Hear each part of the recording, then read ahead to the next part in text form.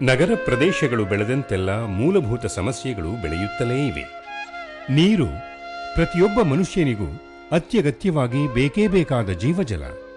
ಪ್ರಕೃತಿಯಲ್ಲಿ ನೀರು ನಮಗೆ ಅಗಾಧವಾಗಿ ದೊರೆತರೂ ಅದನ್ನು ಕ್ರಮಬದ್ಧವಾದ ರೀತಿಯಲ್ಲಿ ಸಂಗ್ರಹಿಸಿ ಉಪಯೋಗಿಸದೇ ಇರುವುದರಿಂದ ಇಂದು ನೀರಿಗಾಗಿ ಪರದಾಡಬೇಕಾದ ಪರಿಸ್ಥಿತಿ ಉದ್ಭವಿಸಿದೆ.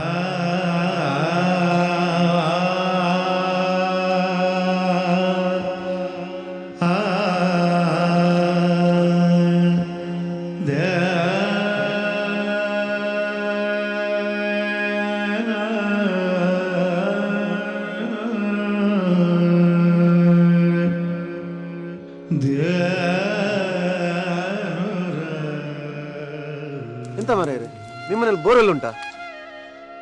ಬಾವಿ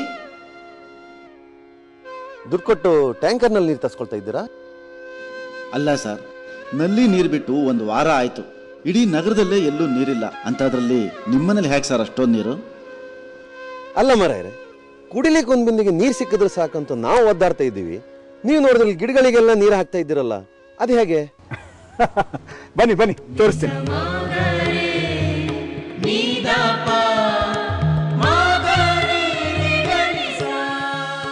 ಪ್ರಕೃತಿ ಮಳೆಯ ರೂಪದಲ್ಲಿ ನಮಗೆ ಅಗಾಧ ಪ್ರಮಾಣದ ನೀರನ್ನು ನೀಡುತ್ತದೆ. ಅತ್ಯಂತ ಪರಿಶುದ್ಧವಾದ ಈ ಮಳೆ ನೀರನ್ನು ವ್ಯರ್ಥವಾಗಿ ಹಳ್ಳಕೊಳ್ಳ ಚರಂಡಿಗಳಿಗೆ ಹರಿಯಬಿಡದೆ ಸಂಗ್ರಹಿಸಿದರೆ ನಾವ್ಯಾರೂ ನೀರಿಗಾಗಿ ಪರದಾಡಬೇಕಾದ ಪರಿಸ್ಥಿತಿಯೇ ಬರುವುದಿಲ್ಲ. ಮಳೆ ನೀರಿನ ಸಂಗ್ರಹ ಅತ್ಯಂತ ಕಡಿಮೆ ಖರ್ಚಿನ ವಿಧಾನ. ಈ ವಿಧಾನಕ್ಕೆ ಬೃಹತ್ ಪ್ರಮಾಣದ ತಂತ್ರಜ್ಞಾನ ಬೇಕಿಲ್ಲ. ಇಂಜಿನಿಯರು, ಮಷಿನ್ನು, ಸಾವಿರಾರು ರೂಪಾಯಿಗಳು ಇದ್ಯಾವುದೂ ಬೇಕಾಗಿಲ್ಲದ ನಾವೇ ಸ್ವತಃ ನಿರ್ಮಿಸಿಕೊಳ್ಳಬಹುದಾದ ಅತ್ಯಂತ ಸರಳ ವಿಧಾನ. ತಾರಸಿಯ ಮೇಲೆ ಅಥವಾ ಮೇಲ್ಛಾವಣಿಯ ಮೇಲೆ ಬಿದ್ದ ನೀರು ವ್ಯರ್ಥವಾಗಿ ರೇನ್ಔಟ್ ಪೈಪಿನ ಮೂಲಕ ಚರಂಡಿಗೆ ಹರಿದು ಹೋಗದಂತೆ ತಡೆದು ಆ ನೀರನ್ನು ಸಂಗ್ರಹಿಸಿಟ್ಟರೆ ನಿತ್ಯ ಬಳಕೆಗೆ ಉಪಯೋಗಿಸಬಹುದು. ಮಳೆ ನೀರು ಸಂಗ್ರಹಣೆಗೆ ಬೇಕಾದ ವಸ್ತುಗಳು ತೀರ ಸರಳ. ಪಿವಿಸಿ ಪೈಪುಗಳು, ಒಂದು ಸಾಧಾರಣ ಸೈಜಿನ ಪ್ಲಾಸ್ಟಿಕ್ ಡ್ರಮ್, ದಪ್ಪ ಮರಳಿನ ಕಣಗಳು, ಜಲ್ಲಿಕಲ್ಲು, ಸ್ಪಂಜಿನ ಒಂದು ಸಣ್ಣ ಶೀಟ್, ಶುಭ್ರವಾದ ಬಿಳಿ ಬಟ್ಟೆ ಅಥವಾ ಪಂಚೆ. ನೀರು ಸಂಗ್ರಹಣೆಗಾಗಿ ಒಂದು ದೊಡ್ಡ ಟ್ಯಾಂಕ್, ಬಿದಿರಿನ ಬೊಂಬುಗಳ ಒಳಭಾಗಗಳನ್ನು ತೂತು ಮಾಡಿ ಅವುಗಳನ್ನೂ ಸಹ ಪೈಪಿನಂತೆ ಉಪಯೋಗಿಸಬಹುದು. ಸಾಮಾನ್ಯವಾಗಿ ಪ್ರತಿಯೊಬ್ಬ ವ್ಯಕ್ತಿಗೆ ದಿನನಿತ್ಯದ ಬಳಕೆಗಾಗಿ ಸುಮಾರು 135 ಲೀಟರ್ಗಳಷ್ಟು ನೀರಿನ ಅವಶ್ಯಕತೆ ಇದೆ. ಕನಿಷ್ಠ ವಾರ್ಷಿಕ 500ರಿಂದ 600 ಮಿಲಿಮೀಟರ್ ಮಳೆ ಬೀಳುವ ಪ್ರದೇಶಗಳಲ್ಲಿ 1,000 ಚದರ ಅಡಿ ಇರುವ ಮೇಲ್ಛಾವಣಿಯಿಂದ 35,000ದಿಂದ 40,000 ಲೀಟರ್ ನೀರನ್ನು ಸಂಗ್ರಹಿಸಬಹುದು. ಕರಾವಳಿ ಪ್ರದೇಶಗಳಲ್ಲಿ ವಾರ್ಷಿಕವಾಗಿ ಅಂದಾಜು 3,975 ಮಿಲಿಮೀಟರ್ ಮಳೆ ಬೀಳುತ್ತದೆ. ಇಷ್ಟು ಅಗಾಧ ಪ್ರಮಾಣದಲ್ಲಿ ಮಳೆ ಬಿದ್ದರೂ ಸಹ ಬಿದ್ದ ಮಳೆಯ ನೀರು ಭೂಮಿಯಲ್ಲಿ ಬೇಗನೆ ಇಂಗಿ ಹೋಗುವುದರಿಂದ ಇಂತಹ ಪ್ರದೇಶಗಳಿಗೆ ಮಳೆ ನೀರು ಸಂಗ್ರಹ ಅತ್ಯಂತ ಅವಶ್ಯಕ. ಪ್ರತಿಯೊಂದು ಮನೆಯಲ್ಲೂ ಮಳೆ ನೀರನ್ನು ಸಂಗ್ರಹಿಸಿದರೆ ನೀರಿನ ಸಮಸ್ಯೆ ನಮ್ಮನ್ನು ಎಂದಿಗೂ ಕಾಡುವುದಿಲ್ಲ. ಅತ್ಯಂತ ಸರಳವಾದ ಈ ವಿಧಾನವನ್ನು ಸಣ್ಣ ಮನೆ, ಚಿಕ್ಕ ಮನೆ, ದೊಡ್ಡ ಮನೆ, ಶ್ರೀಮಂತರ ಮನೆ, ಬಡವರ ಮನೆ ಎಂಬ ಭೇದವಿಲ್ಲದೆ ಎಲ್ಲೆಡೆಯೂ ಅಳವಡಿಸಿಕೊಳ್ಳಬಹುದು.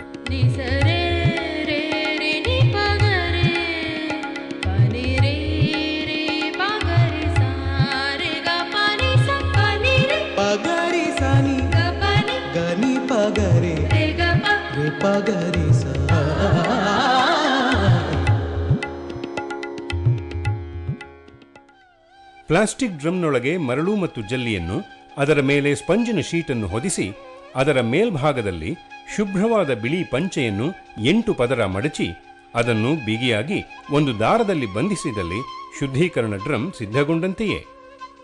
ಮಳೆ ಬರುವ ಮುನ್ಸೂಚನೆಗೆ ಅರ್ಧ ಗಂಟೆ ಮುಂಚಿತವಾಗಿ ತಾರಸಿ ಅಥವಾ ಮೇಲ್ಛಾವಣಿಯ ಕಸವನ್ನು ಗುಡಿಸಬೇಕು.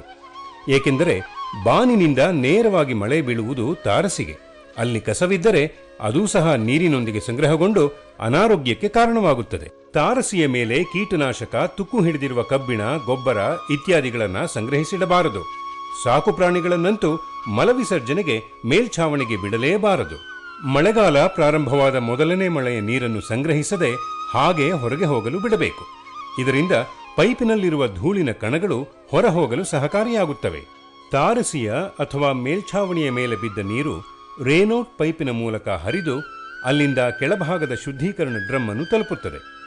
ಅಲ್ಲಿ ನೀರು ಪರಿಶುದ್ಧಗೊಂಡು ಅಲ್ಲಿಂದ ನೇರವಾಗಿ ಸಂಗ್ರಹಣಾ ಟ್ಯಾಂಕ್ನಲ್ಲಿ ಅಥವಾ ಸಂಪಿನಲ್ಲಿ ಶೇಖರಿಸಲ್ಪಡುತ್ತದೆ. ಮಳೆ ನೀರಿನಲ್ಲಿ ಅಗಾಧ ಪ್ರಮಾಣದ ಆಮ್ಲಜನಕ ಸೇರಿರುವುದರಿಂದ ಅದನ್ನು ಯಾವುದೇ ಅನುಮಾನಗಳಿಲ್ಲದೆ ಧಾರಾಳವಾಗಿ ಕುಡಿಯಲು ಉಪಯೋಗಿಸಬಹುದು. ಕೆಲವು ವೇಳೆ ತೆರೆದ ತೊಟ್ಟಿಗಳಲ್ಲಿ ನೀರನ್ನು ಸಂಗ್ರಹಿಸಿಡಬೇಕಾದ ಸಂದರ್ಭದಲ್ಲಿ ಸೊಳ್ಳೆಯ ಹಾವಳಿ ಉಂಟಾಗುತ್ತದೆ. ಗಪ್ಪಿ ಮೀನುಗಳನ್ನು ಬಿಡುವುದರಿಂದ ಸೊಳ್ಳೆಯ ಹಾವಳಿಯನ್ನ ತಡೆಯಬಹುದು. ಸಂಗ್ರಹಣಾ ಟ್ಯಾಂಕ್ ಗಾಳಿ ಬೆಳಕು ಪ್ರವೇಶಿಸದ ಕಡೆ ಇದ್ದಲ್ಲಿ ನೀರನ್ನು ಅನೇಕ ವರ್ಷಗಳ ಕಾಲ ಕೆಡದಂತೆ ಸಂಗ್ರಹಿಸಬಹುದು. ಹೀಗೆ ಸಂಗ್ರಹಗೊಂಡು ಹೆಚ್ಚುವರಿಯಾದ ನೀರನ್ನು ಅಂಗಳದೊಳಗಿರುವ ಬೋರ್ವೆಲ್ ಅಥವಾ ಬಾವಿಯ ಕಡೆ ತಿರುಗಿಸಿದಲ್ಲಿ ಭೂಮಿಯ ಅಂತರ್ಜಲವೂ ಹೆಚ್ಚುತ್ತದೆ. ಮಳೆಯ ನೀರು ನೇರವಾಗಿ ತಾರಸಿಗೆ, ತಾರಸಿಯಲ್ಲಿರುವ ರೇನೋಟ್ ಪೈಪಿನಿಂದ ಶುದ್ಧೀಕರಣ ಡ್ರಮ್ಗೆ, ಅಲ್ಲಿಂದ ನೇರವಾಗಿ ಸಂಗ್ರಹಣಾ ಟ್ಯಾಂಕಿಗೆ. ಇದಿಷ್ಟೇ ಮಳೆ ನೀರು ಸಂಗ್ರಹಣದ ಅತ್ಯಂತ ಸರಳ ವಿಧಾನ. ಸರ್, ಈ ಮಳೆ ನೀರಿನ ಸಂಗ್ರಹ ಇಷ್ಟೊಂದು ಸರಳವಾಗಿರುತ್ತೆ ಅಂತ ನನಗೆ ಗೊತ್ತೇ ಇರಲಿಲ್ಲ ಸರ್. ನಮ್ಮನೆಯಲ್ಲೂ ಟೆರೆಸ್ ಇದೆ, ರೈನೋಟ್ ಪೈಪ್ ಇದೆ, ಸೊಂಪು ಕೂಡ ಇದೆ. ಈಗ ರೈನೋಟ್ ಪೈಪ್ ಇಂದ ಸೊಂಪಿಗೆ ಒಂದು ಚಿಕ್ಕ ಪೈಪ್ ಕನೆಕ್ಷನ್ ಕೊಟ್ಬಿಟ್ರೆ ನಮಗೂ ವರ್ಷ ಪೂರ್ತಿ ನೀರು ಸಿಗುತ್ತೆ ಅಲ್ವಾ?